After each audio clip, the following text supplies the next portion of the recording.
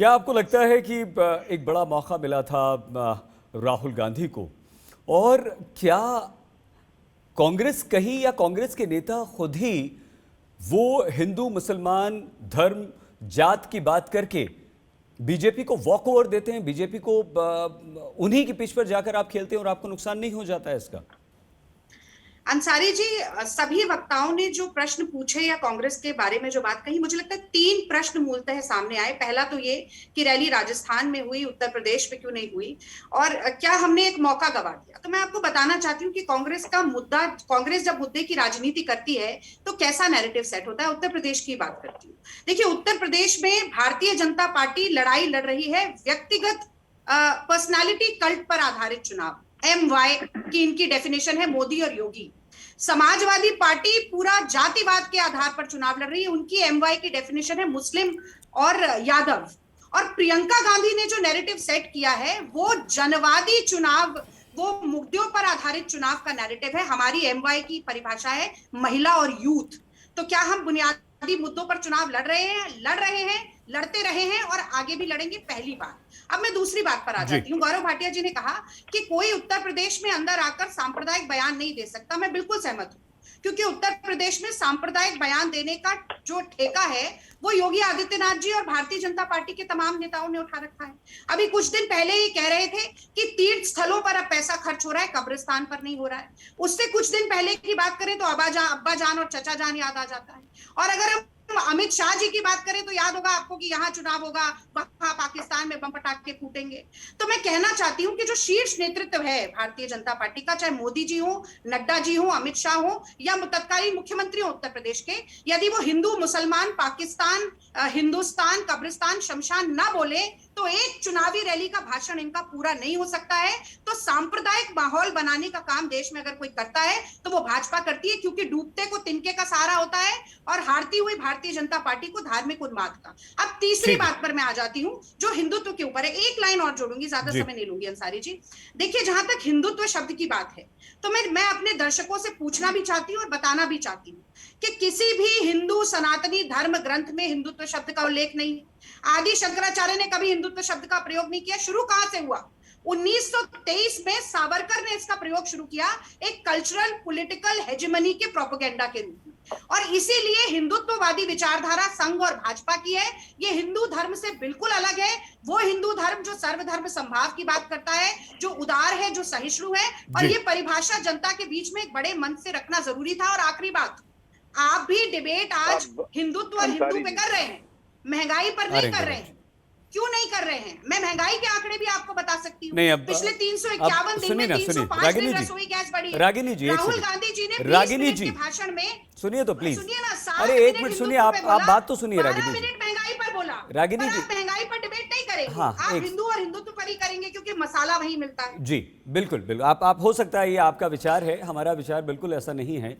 हम सिर्फ ये चाहते हैं रागिनी जी कि ना जिन्ना पर बात हो, ना हिंदू पर बात हो, ना हिंदुत्ववादी पर बात हो, ना मुसलमानों पर बात हो। हम महंगाई पे पहला प्रश्न यही था कि राहुल गांधी महंगाई पर एक बड़ा मुद्दा। खैर गौरव जी, 20 मिनट के भाषण में 12 मिनट महंगाई पर ही बोले। ठीक है रागिनी जी, दाल कितनी महंगी हो गई, ठीक है रागिनी जी, रागिनी जी। डीजल, रसोई, गौरव भाटिया जी, अगला सवाल आपसे है। गौरव जी, क्या आपको लगता है, गौरव जी, क्या आपको लगता है कि एक ऐसा मौका, आपके बड़े बड़े नेता हैं, प्रधानमंत्री हैं, बीजेपी अध्यक्ष जा रहे हैं, राजनाथ सिंह जी जा रहे हैं, सब बड़े बड़े मौके आपको मिल रहे हैं, आपके पास अच्छी खासी नेताओं की फौज है जिनको लोग पसंद करती है, जिनको सुनती है, तो क्या आपको लगता है कि अगर जिन्ना का अखिलेश यादव नाम लेते हैं, अगर हिंदुत्ववादी राहुल गांधी करते हैं, और जेपी नड्डा, योगी आदित्यनाथ अगर जिन्ना हिंदुत्ववादी नहीं करके सिर्फ अपना पिछले 5 साल का जो आपका घोषणा पत्र था उसके मुद्दे, उसके वादे बता देते कि हमने भैया ये पूरा कर दिया है, ये हम पूरा कर देंगे, हमें और मौका दे दीजिए, हमने पूरा कर दिया और आगे हमारा प्लान ये है, तो क्या ये बेहतर नहीं होता उत्तर प्रदेश की जनता के लिए, देश की जनता के लिए? गौरव जी। अंसारी जी, बड़ी जिम्मेदारी से एक लाइन में पहले आपके प्रश्न का उत्तर देता हूं। जितने भी वरिष्ठ नेता हैं भारतीय जनता पार्टी के, वो जिस भी चुनावी रैली में जा रहे हैं, सबसे पहले वो अपना रिपोर्ट कार्ड रख रहे हैं, क्योंकि हमने डबल इंजन की सरकार उत्तर प्रदेश को दी। लेकिन इसका ये अर्थ नहीं है कि जो विपक्षी पार्टियां हैं उनका मूल अधिकार है कि हिंदुओं की भावनाओं को आहत करें, दंगे भड़काएं, जैसे मुजफ्फरनगर दंगे हुए थे। कांग्रेस सत्ता में थी केंद्र में, समाजवादी पार्टी प्रदेश में। और अगर वो भावनाओं को आहत करेंगे तो ये भी हमारी जिम्मेदारी है कि हम लोग हिंदू धर्म के जो अनुयायी हैं उनका पक्ष रखें। अब मैं मुद्दे की बात करता हूं, पहले राजस्थान और फिर उत्तर प्रदेश। राजस्थान में आपको क्या जानकारी है, पेट्रोल डीजल श्री गंगानगर में सबसे महंगा है। बेरोजगारी की बात राहुल गांधी क्यों लब सिर लिए, मेरे को बताएं। उत्तर प्रदेश में बेरोजगारी दर के डेटा है अभी जो लेटेस्ट आया है 4.2, गुजरात में 2.4, राजस्थान में 29.6 और झारखंड में 18.1। ये बेरोजगारी की बात हुई, राहुल गांधी जवाब दे सकते थे।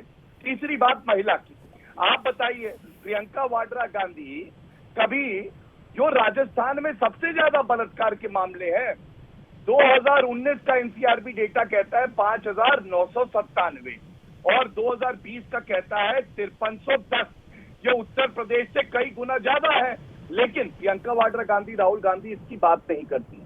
चौथी बात, मेरे जो उत्तर प्रदेश से लगे हुए प्रश्न है जी, देखिए वहां पे इनकी 0 सीटें नहीं आएंगी। ये नोटा से मुकाबला करेंगे, एआईएमआईएम से करेंगे। ये वोट कटुआ पार्टी है जो खुद प्रियंका वाड्रा गांधी कहती है। 2 साल से मेरा सवाल है, उत्तर दे दे रागनी जी। सोनिया गांधी जी सांसद है रायबरेली की, कोविड की महामारी में मुश्किल समय में 2 साल तक रायबरेली क्यों नहीं गई? दूसरा, प्रियंका वाड्रा गांधी एक बार चुनाव लड़े ना उत्तर प्रदेश से, जमानत जब्त हो जाएगी, इनका सुपड़ा साफ हो जाएगा। वो क्यों? आपको मालूम है उत्तर प्रदेश की जनता योगी आदित्यनाथ जी द्वारा जो समाप्त विकास कीजिए की गौरव धारा जी। बह रही है उस पर विश्वास रखती है।